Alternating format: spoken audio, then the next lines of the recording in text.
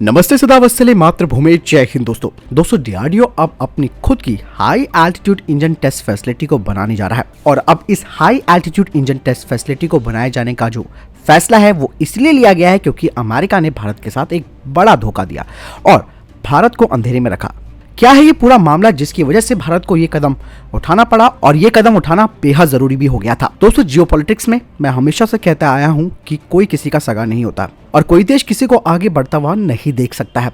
ठीक अमेरिका ने भी बिल्कुल वैसे ही विश्वासघात किया भारत के साथ। दरअसल बोइंग ने डीआरडीओ के साथ मिलकर एक high altitude engine test facility और एक ट्राइसोनिक विंड टनल सुविधा स्थापित करनी थी, जिसे कि भारतीय वायुसेना ने 2011 में 10 C-17 Globemaster heavy lift aircraft के लिए अपने ऑफसेट दायित्व के हिस्से के रूप में आदेश दिया था, जो करीबन 4.116 बिलियन अमेरिकी डॉलर का था, जिसमें डीआरडीओ एक प्रमुख आईओपी था और उसे इन दोनों परियोजनाओं के साथ 47 यानी कि 47% ऑफसेट का निर्वहन करना था। और इस परियोजना के तहत 315 मिलियन डॉलर के लिए high altitude engine test facility और 195 यानी कि 195 मिलियन डॉलर की ट्रांसोनिक विंड टनल के लिए था। और शुरू में बोइंग ने यह दावा किया कि अमेरिकी सरकार के द्वारा निर्यात प्रतिबंधों के कारण देरी हुई है, लेकिन डीआरडीओ ने भी कहा कि बोइंग ने इस बात का कोई संकेत नहीं दिया था कि उनकी सरकार यानी कि अमेरिका की सरकार से निर्यात लाइसेंस की मंजूरी के लिए कितना समय लगेगा,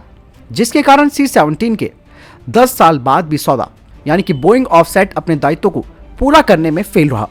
और अब डीआरडीओ ने फाइनली इसे रद्द कर दिया है। डीआरडीओ ने कहा कि हम अपनी खुद की high altitude engine test facility बनाए जाने को लेकर बातचीत कर रहे हैं और अमेरिकी सरकार ने अभी तक निर्यात लाइसेंस नहीं दिया है। दरअसल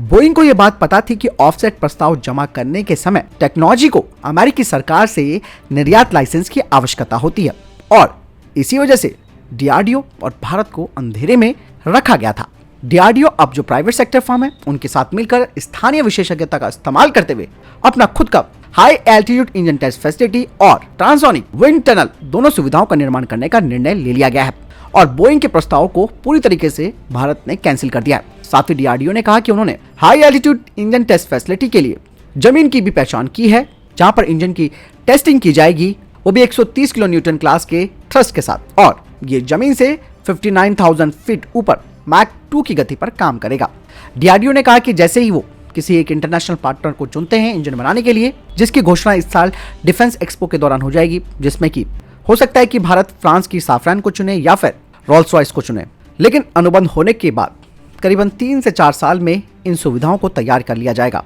और इसके लिए 4,000 करोड़ रुपए की अनुमानित लागत से ऊंचाई परीक्षण सुविधा स्थापित करने के लिए 60 से 70 एकड़ और जमीन खरीदे जाने की भी योजना है। तो कुल मिलाकर सिनेरियो साफ है कि बोइंग ने जो विश्वासघात किया भारत के साथ और अपने ऑफसेट दायित्व को उन्होंने पूरा नहीं किया और इसी धोखे की वजह से भारत को आखिरकार अपने खुद के high altitude engine test facility और ट्रांसोनिक टनल फैसिलिटी बनाए जाने का फैसला ले लिया है। अच्छी बात है दोस्तों। एक चीज तो आप साफ तौर पर समझ रहे होंगे कि किस तरीके से इंजन के संबंध में आप में से बहुत लोग कमेंट करते हैं, जिसमें काफी बुरा भी लगता है, जिसमें से लोग कहते हैं कि इतने साल हो गए आपने अभी तक कोई इंजन नहीं डेवलप किया। दोस्तों वक्त तो लगता है और हमें यहाँ पर हर फैसले का स्वागत करना चाहिए और हम बिल्कुल पाकिस्तान की तरह नहीं है जिसका प्रोजेक्ट आजम जिसका अभी तक अता पता नहीं है, केवल वो फाइलों में और फोटोज में दिखाई देता है। ऐसे में भारत का आप जिगरा देखिए किस तरीके से लगातार प्रयास कर रहा है इंजन बनाने के क्षेत्र में, और नया इंजन अपने AMCA के लिए तो लगेगा ही, और ये 130 किलो न्यूटन का इंजन जो भारत बनाएगा उसे भारत अपने